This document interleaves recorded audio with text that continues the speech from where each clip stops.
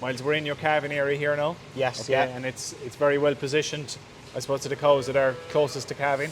So originally, up until about 3-4 years ago, this was 2 straw, 2 loose house yards.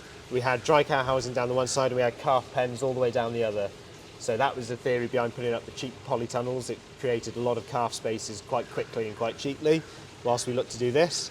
As we've expanded, calving yard space was really a pinch point. We could only house 40 to 50 cows in here, but when you're trying to calve 120 a month at that point, on a 3-week diet, that just doesn't work.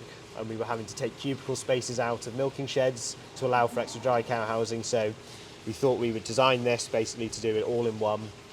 So 2 years ago we basically cleared all this out,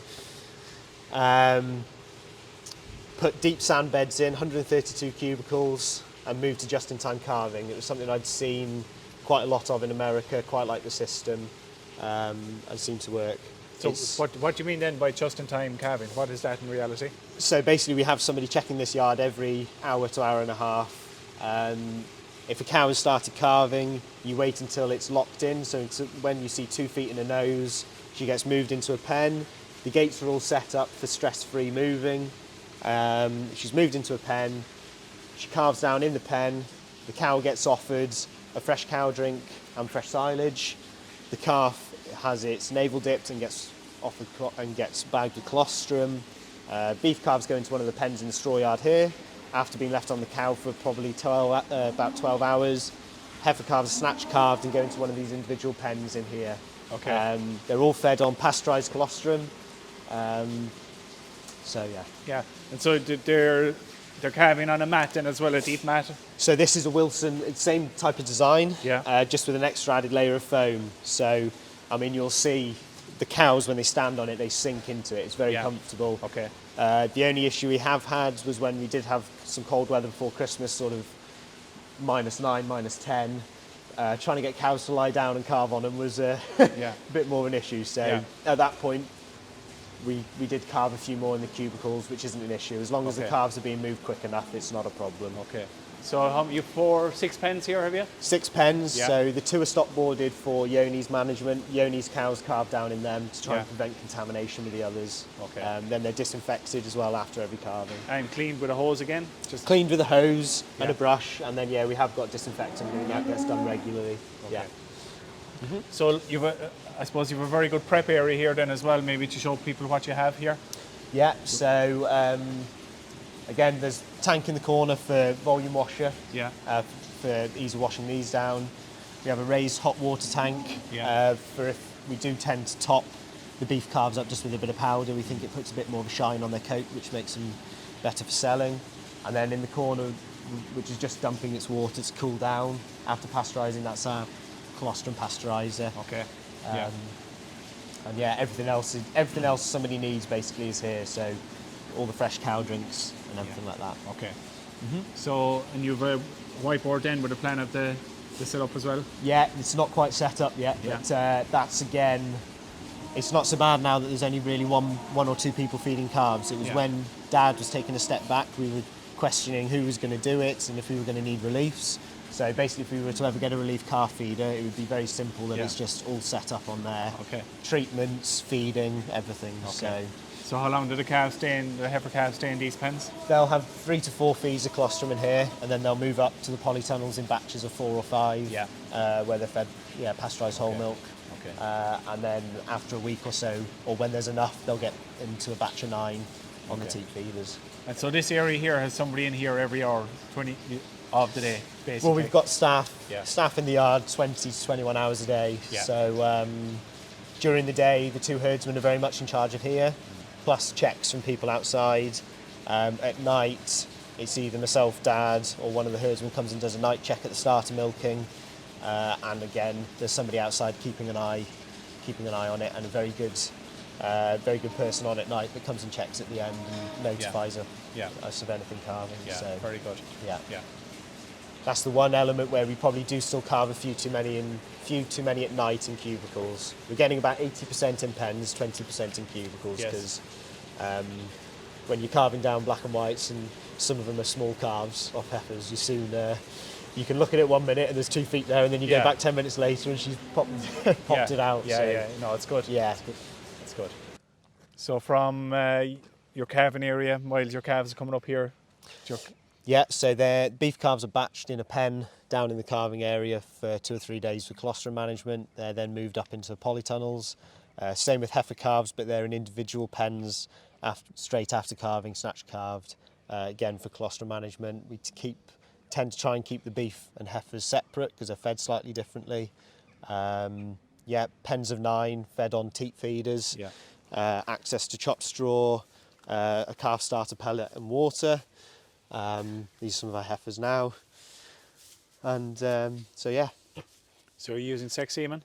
Yeah, all sex semen. Okay. Genomic testing our heifers, Yeah. which we've just started carving down our heifers now, so we'll really start to see our genetic gain in the next few years, I'd have thought. Right. Yeah, sex semen on first and second lactation cows, which meet certain criteria for milk yield, fats and proteins, and fertility. And then as we move forward with the genomics, we'll look more into that. So you're beefing the rest as such then, is it the ones that don't meet those criteria? Is it? Yeah, so everything else is served to blue. Mm-hmm. Great. So what time do the beef calves, how long are they typically on the farm? Or? So that all depends on our TB status. Yeah. We've recently gone clear, so they're going at sort of between 4 and 6 weeks of age into markets. Yeah. Prior to that, we were selling them once a month, either through an orange TB sale at Market Drayton, or they were going privately to isolation units. But we probably would sell them slightly older into isolation units because you have to almost like stockpile them, so they go in one go. Yeah. So and their value typically at 4 weeks or? clear of TB, we're selling them for about £170 average at the Okay. minute. Yeah. So Fine. yeah. So your housing anyway, it's polytunnels? Yeah, fairly cheap and cheerful and do a very good job. So got 3 of them up now, 4th one going up as well. They cost about £100 a calf space, so Yeah. pretty cheap compared to putting up a shed for young stock.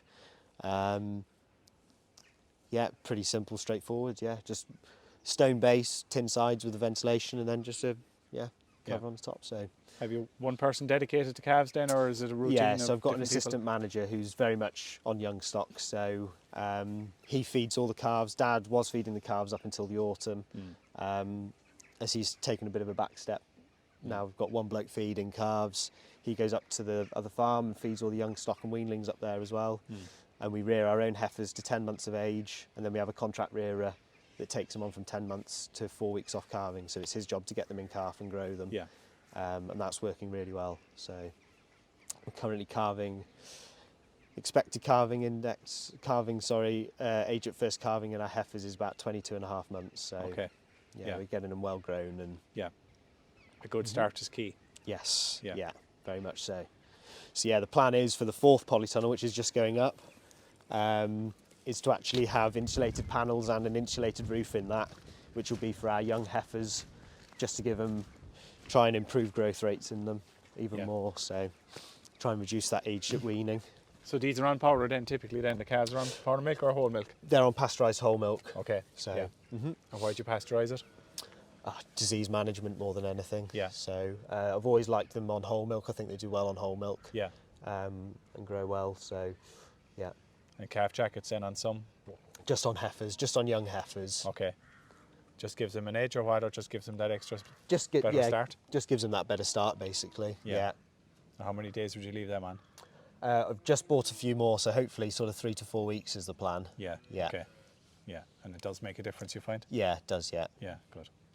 So your young stock, do they ever go on grass, or are they indoors or on? Pretty much on, so once they're weaned, they're just on chopped straw and an 18% rear nut. Yeah.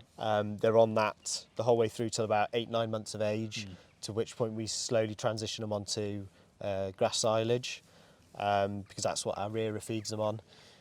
He will in the summer graze PD positive heifers, but when you're trying to serve heifers, the easiest place to manage them is indoors. So he's got locking yokes all at his setup, so it just makes sense to get them in calf and then only think about grazing them after that. Is he a contract rearer for you? Yes, yeah. Okay, yeah. Yeah, just for us. So Yeah, specialist in that. yeah. Yeah. Well, he was milking cows up until 2-3 years ago. He sold all his cows and decided he still wanted to do something with his farm, basically. So it was perfect opportunity for us to. Yeah. And he's 3 miles away, so you have to be within a 10-mile radius for linking holdings for TB. Okay. So Yeah. perfect person to be doing it. Excellent stockman. So Yeah, good experience and one less job for you. Yeah, exactly. Okay.